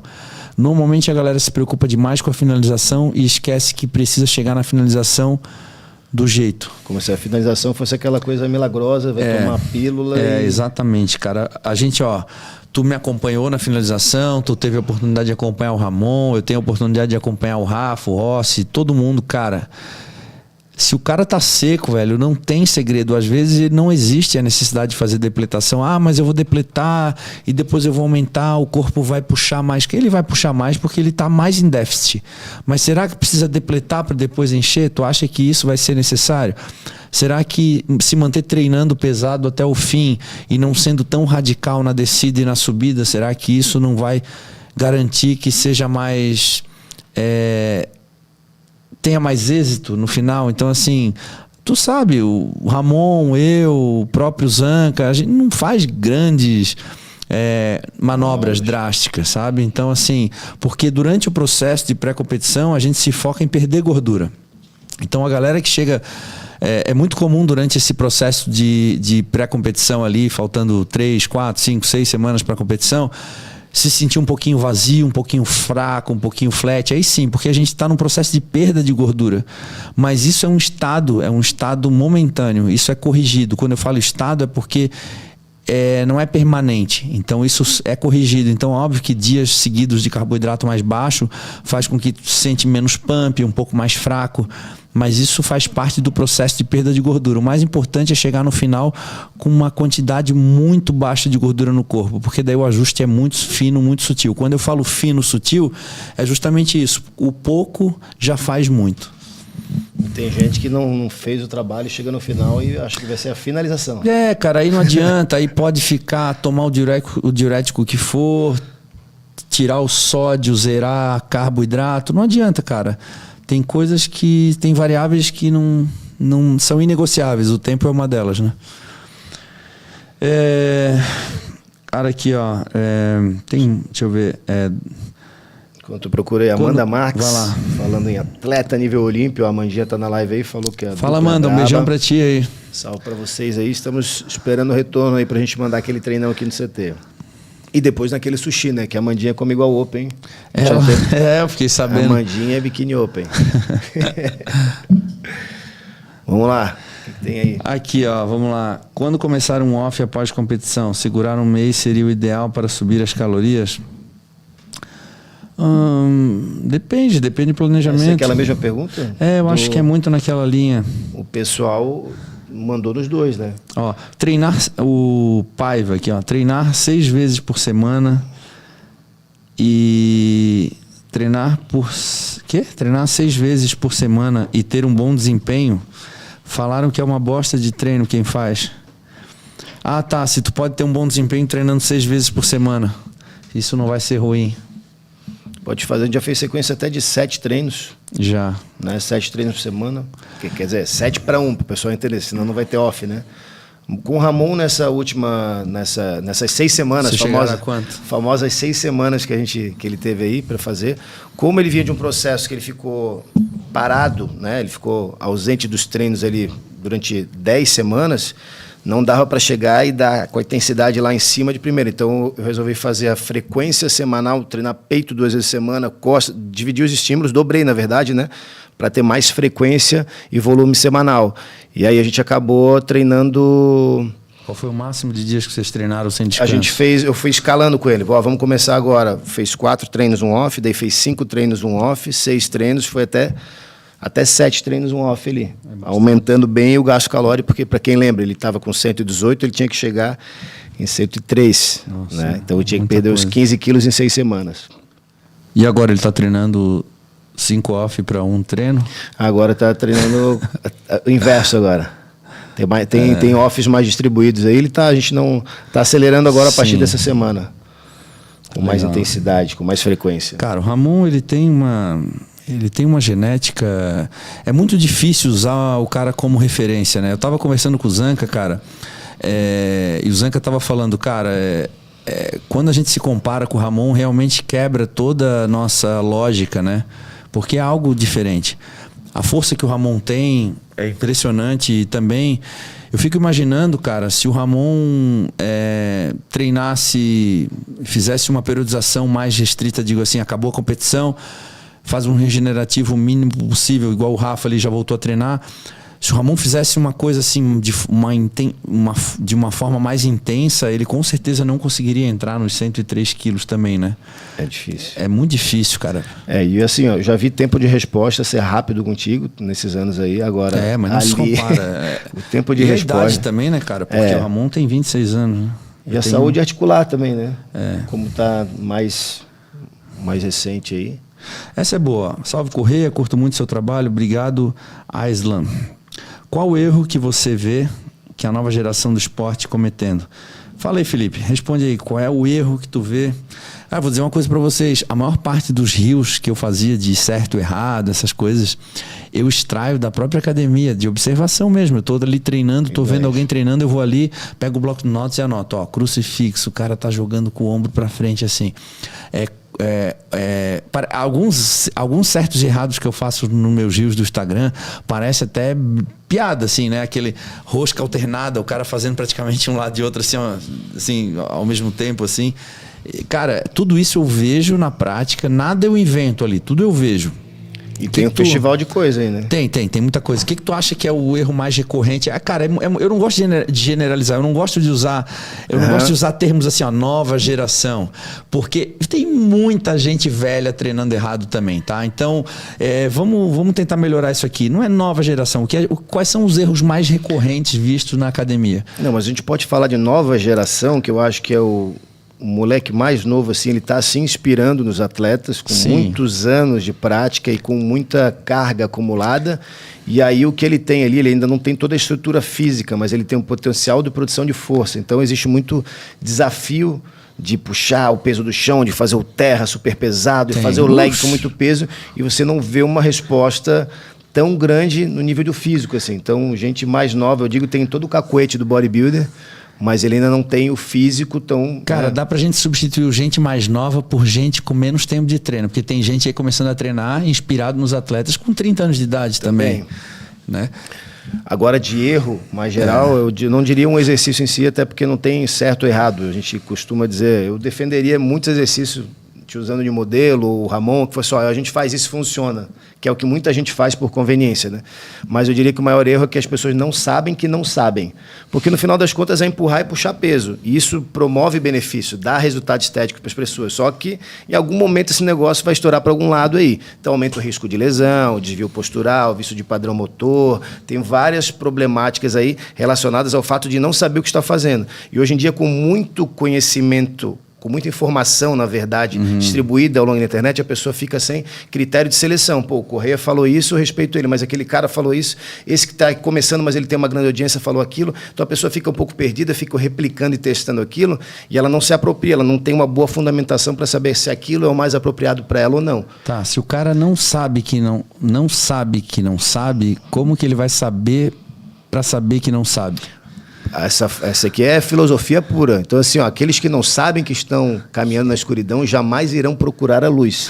Isso aí é frase do Bruce Lee. Então, a pessoa realmente... Tu não sabia que não sabia andar de bicicleta, até tu tentar ficar de pé e cair e falar, opa, vou precisar de uma rodinha para aprender. A mesma coisa aqui. Então, a pessoa está só replicando, empurrando. Quantos caras tu chega na academia lá, no meu prédio ontem, eu estava vendo. O cara sentou ali, ele olhou isso aqui pela articulação, o cara sentou e começou a fazer um pack deck que ele fazia aquele macaquinho batendo o prato aqui, entendeu? Ele não sabe, ele não entendeu que ele tinha que aproximar. Aí tu foi lá ajudar ele, essa porção. Não, porque ele não me chamou. Ele não sabe que ele tem que aproximar essa porção dessa, então a pessoa não sabe como contrair o músculo, que é mais ou menos aí. Musculação é a ação do músculo. Não sabe a função do músculo. Né? E aí a pessoa é o que eu tanto falo, ela está produzindo movimento. É diferente de produzir contração. O que o praticante consciente faz, e o atleta, né, em sua maioria deveria fazer, é acionar o músculo, contrair, ativar com a maior qualidade e maior segurança possível. E aí isso eu vou aproveitar o gancho aqui para dizer que só é conhecimento daquele... O conhecimento liberta. Então, o personal faixa preta é o cara que detém o conhecimento. Então, eu quero fazer aqui um convite para os estudantes profissionais de educação física para que vocês se libertem e aprendam de verdade, porque na graduação de educação física ninguém aprende musculação. Então, quem são os caras que estão ensinando aí nas academias diariamente? Pessoas que estão passando por uma graduação, pessoas que não treinam, na maioria das vezes, e não se capacitam, porque nenhuma graduação no Brasil prepara um bom personal trainer. Fica aqui o meu convite, então, para você se inscrever na Semana do Personal Faixa Preta, evento online gratuito, o link está no Instagram da Musculação Faixa Preta. Boa. Já fiz o meu corte aqui. Vamos lá, vamos dar sequência aí. Tem mais aí no chat? Vamos dar prioridade pra galera do chat. E tem o pior, que aquele que tem os que não sabem e os que acham que sabem. E aí ferrou. E ainda mais que a musculação, ela corre essa questão de... Pô, o físico fala, né? O shape fala, como diz o Toguro, não é? Então, o shape fala. Só que ele pode falar a partir de execuções equivocadas aí, de métodos equivocados. Vamos lá. O que acham sobre o treino? O que é?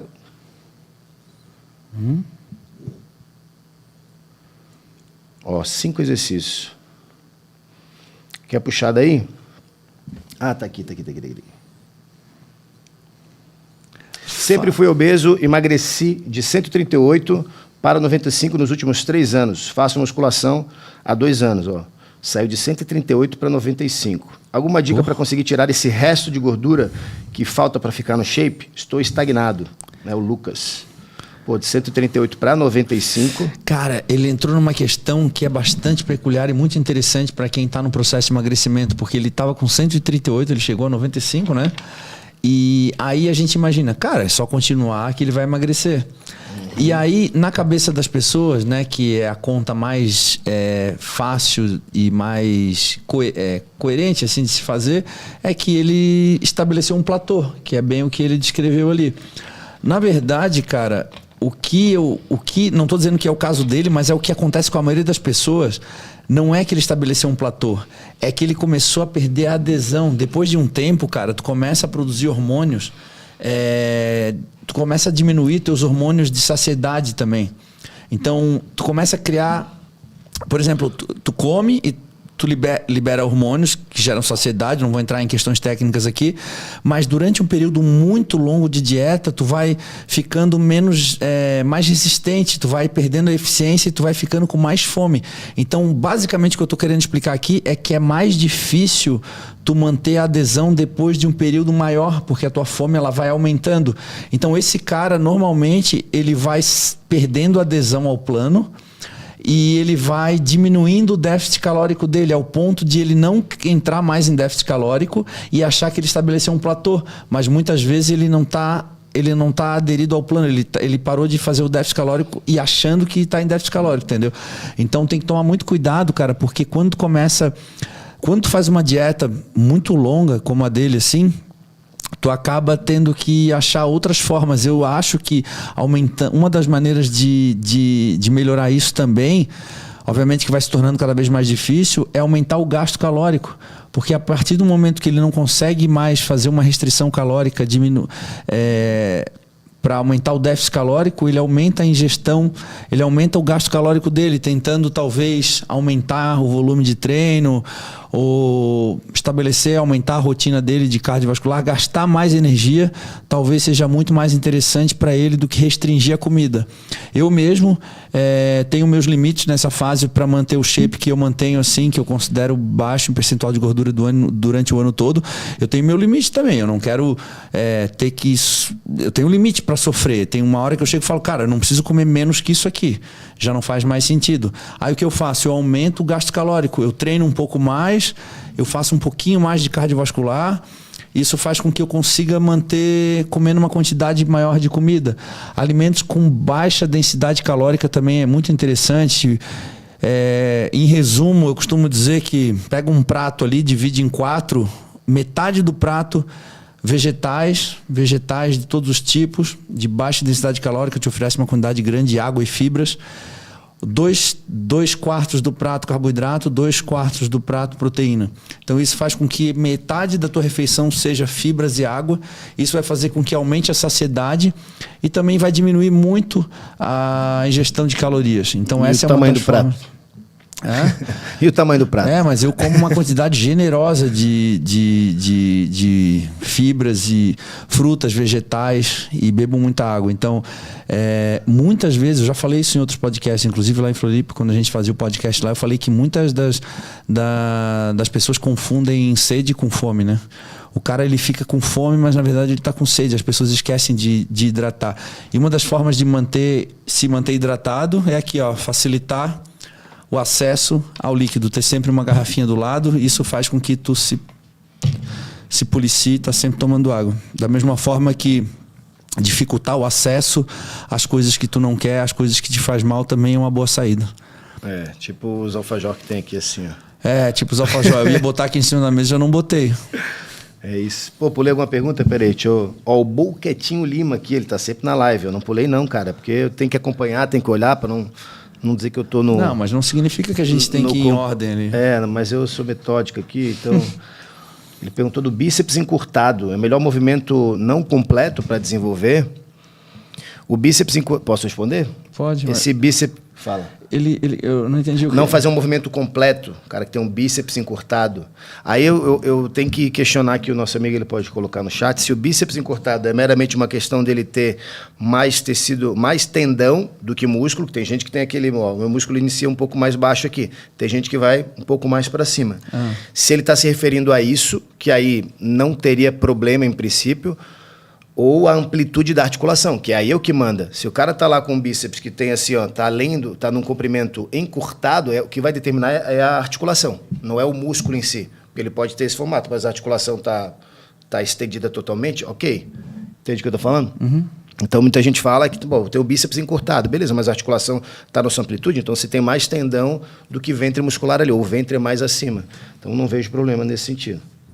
Quer complementar alguma coisa aí? Não, eu não acho que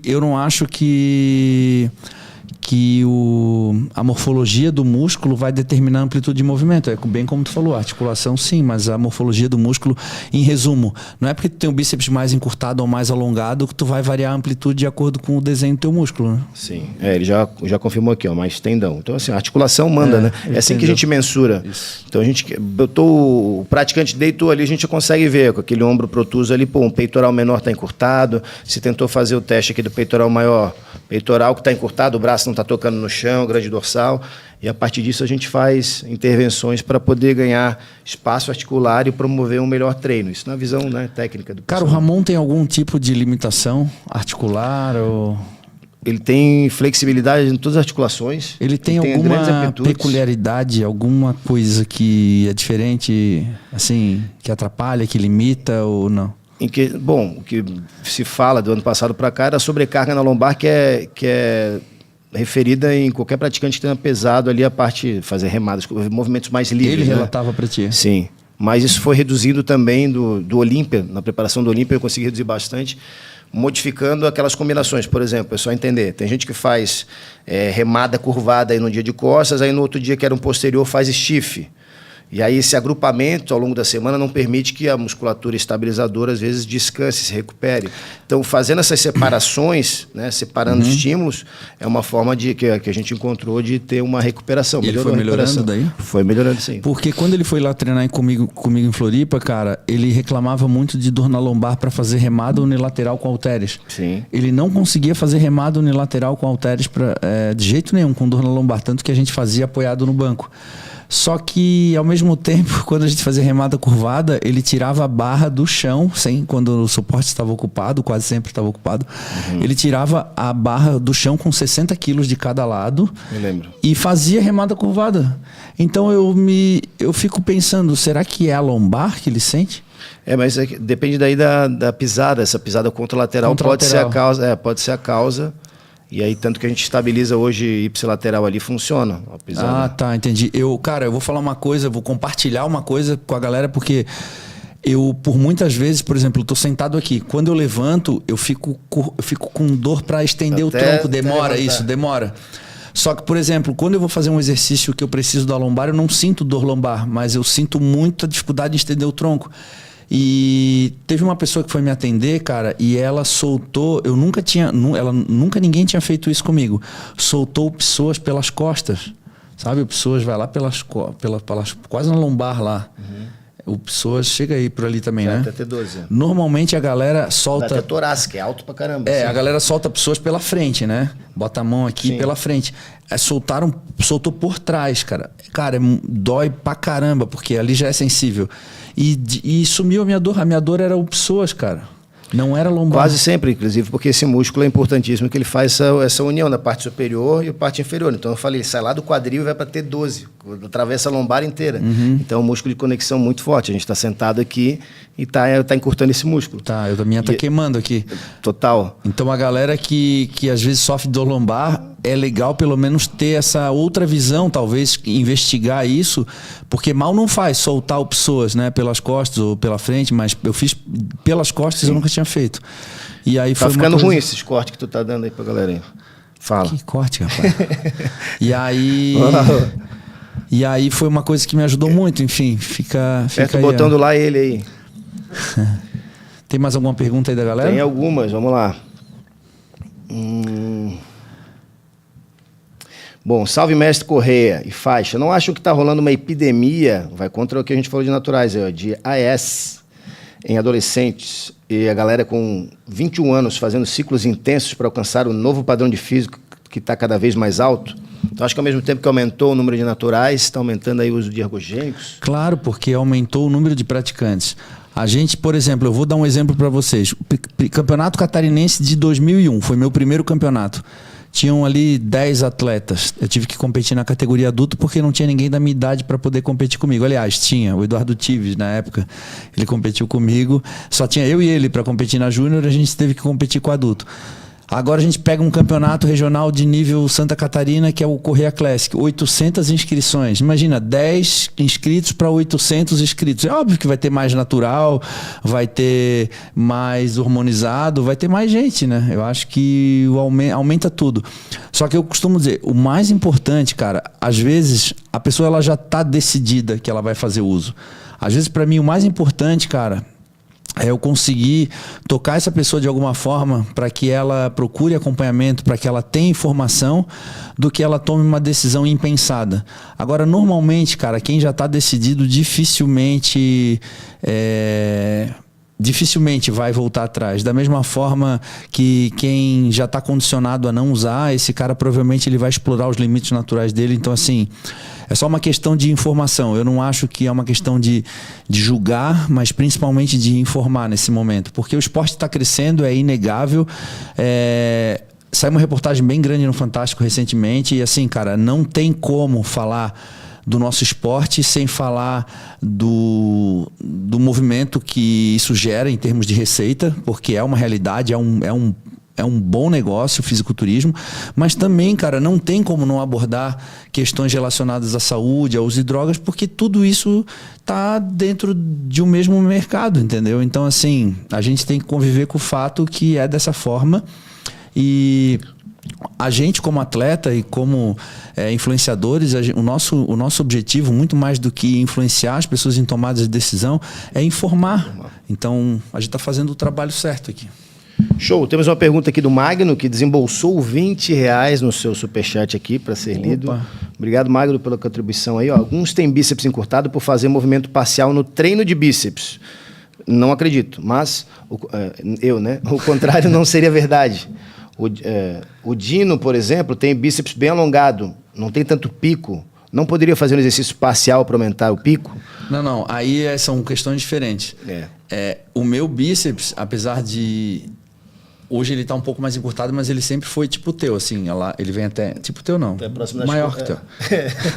Mas ele veio normal, um bíceps normal.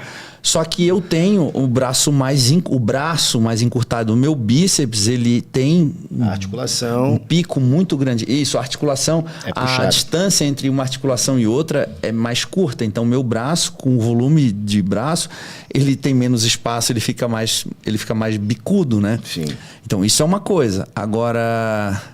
O Ramon não é porque ele tem braços mais alongados, porque ele não tem perigo. Ele tem um braço mais comprido também, né? São coisas diferentes ali. Eu falei na outra pergunta aqui do nosso amigo Lima ali, ó. A amplitude da articulação. Ele tem a amplitude completa, ele vai trabalhar a amplitude completa da articulação. O que se fala em bíceps encurtado do pessoal é justamente onde está iniciando esse bíceps. tá? Mas ele vai mudar a morfologia dele como um todo, não é porque vai fazer a repetição parcial naquele ângulo específico ali que ele vai desenvolver. É só a certo? gente falar de panturrilha, cara. Tem pessoas... Eu, por exemplo, tenho a panturrilha mais alta. Eu tenho uma parte maior de tendão. É a mesma coisa, né? Falar de panturrilha o pessoal entende mais fácil de entender. É. E tem gente que tem a panturrilha mais baixa, que Mais vai baixa. lá embaixo. Então, a ideia da pessoa, pô, vou tentar baixar o máximo possível. Você vai ter que ganhar a panturrilha como um todo para criar um pouco desse efeito nessa transição ali. A mesma coisa para o bíceps. Então, eu tenho um bíceps mais alongado, é porque você tem mais área de tendão. Você vai tentar ganhar como um todo, mas vai ser difícil alcançar esse ponto próximo da articulação. Mesma coisa para costas. A galera fala, eu tenho que desenvolver mais costas. O cara ele consegue desenvolver as costas e engordar aquela região ali. Mas ele não consegue abaixar as costas, porque ele tem já uma morfologia, Sim, né? É estrutural, é estrutural. O pessoal não entende tanto isso. A gente tem que reforçar sempre.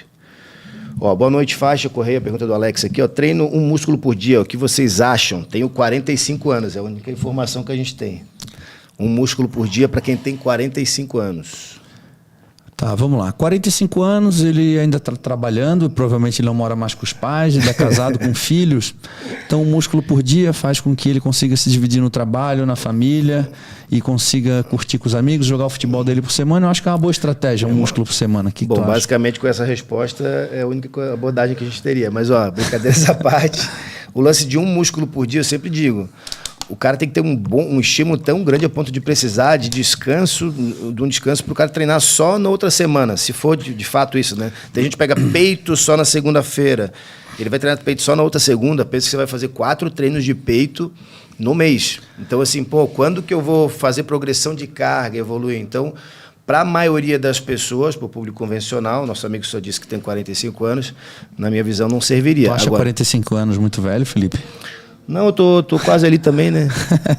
38 agora. Ainda falta 3 para mim chegar lá. Putz, para mim falta 7 ainda, graças a Deus.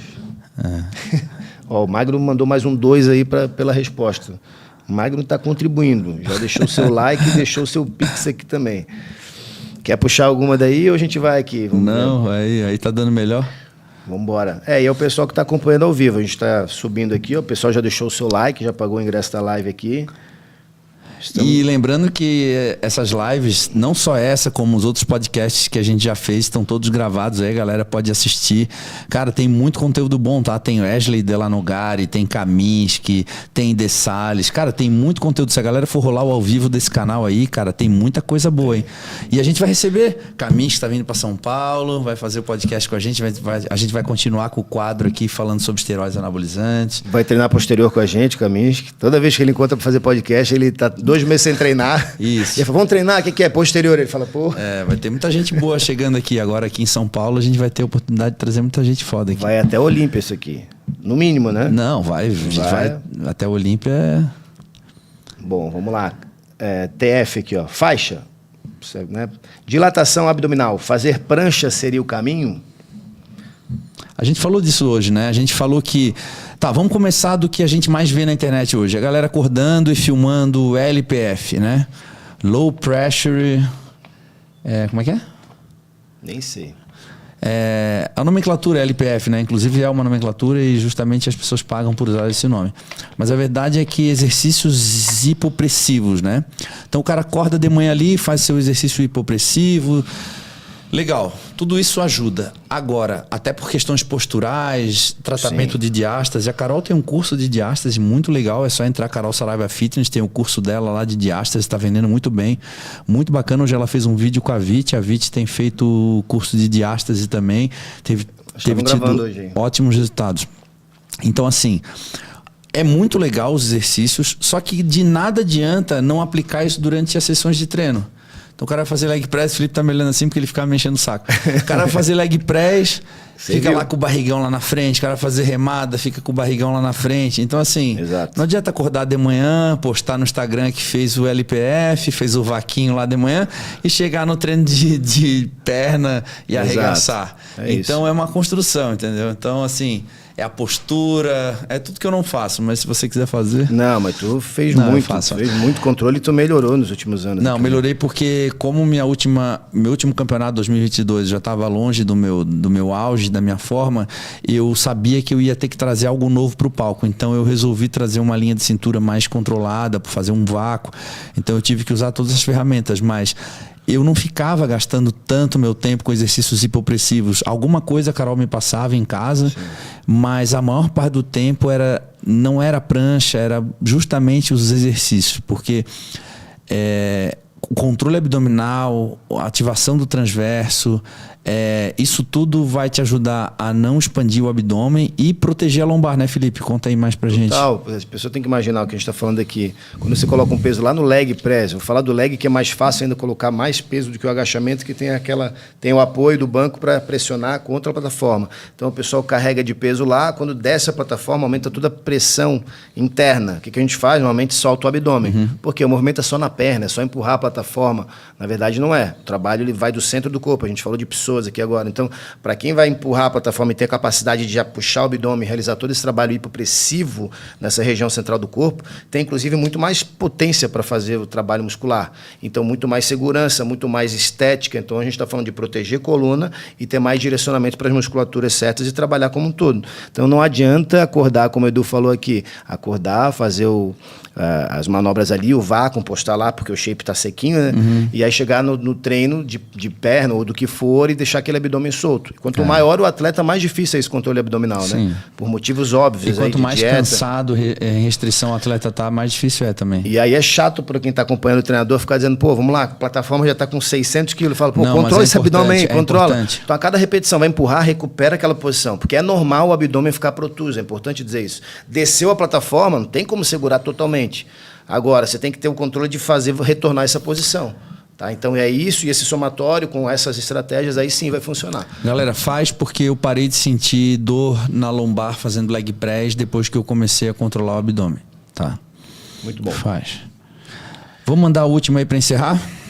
Vamos nessa. Ó, Matheus Santos, então, aqui, que mandou o seu mais o superchat aqui para contribuir. Tenho 26 anos e treino há 3. Cara, poupou letras, hein? Devo fazer mais de um músculo por dia? A gente acabou de falar da questão do músculo por dia, né? Depende muito do seu nível. Quer responder? Você está perguntando um músculo por dia? Devo fazer mais de um músculo por dia? Eu apostaria mais que sim do que não, considerando que a maioria das pessoas não vai ter uma capacidade física suficiente para dar um estímulo tão forte que ele precisa de 6 dias de descanso, para treinar peito só na segunda ou só... Para dar uma divisão aqui para a maioria da população, se eu pudesse, é aquele ABC clássico. Faz 3 treinos, ó, peito, costas, membro inferior, descanso, peito, costas, membro inferior e descanso e toca. Durante um bom tempo da minha carreira, eu treinei um músculo por dia. Só que eu fazia assim, ó, eu treinava um dia peito, um dia perna, aí um dia costas. Só que no dia de costas eu fazia muita remada com abdução, com elevação de braço. Então eu trabalhava já bastante posterior. No dia de ombro eu fazia muitos exercícios com banco inclinado 45 graus. Então eu já trabalhava muito deltoide. Da mesma forma que no dia de ombro, eu trabalhava muito desenvolvimento, às vezes fazia 2 ou 3 tipos de desenvolvimento, fazia elevação lateral, fazia desenvolvimento que trabalhava peitoral também. Nos dias de tríceps eu fazia paralela, que trabalhava peitoral também. Então, assim, na verdade eu trabalhava um músculo por dia, mas eu estimulava esses músculos ao longo da semana. Eu fazia costas num dia separado de bíceps, então eu estimulava ali o bíceps, ele sofria um estímulo durante 2 vezes na semana, bastante intenso. Então, assim, eu treinava uma vez na semana, mas eu executava um treino de alto volume, com grande intensidade, porque eu fazia, como diz a minha mãe, só isso da minha vida. Então, eu tinha um tempo de recuperação maior também, isso tem que levar em consideração. E alimentação impecável, sono impecável, não preciso nem dizer. Mas...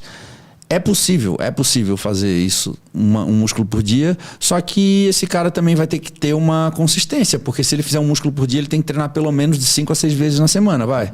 Pelo menos. E aí ele não pode faltar também, porque daí esse cara, se faltar o dia de perna, pô, daí o cara já vai treinar perna, daí já se é 4 treinos na semana, virou 3.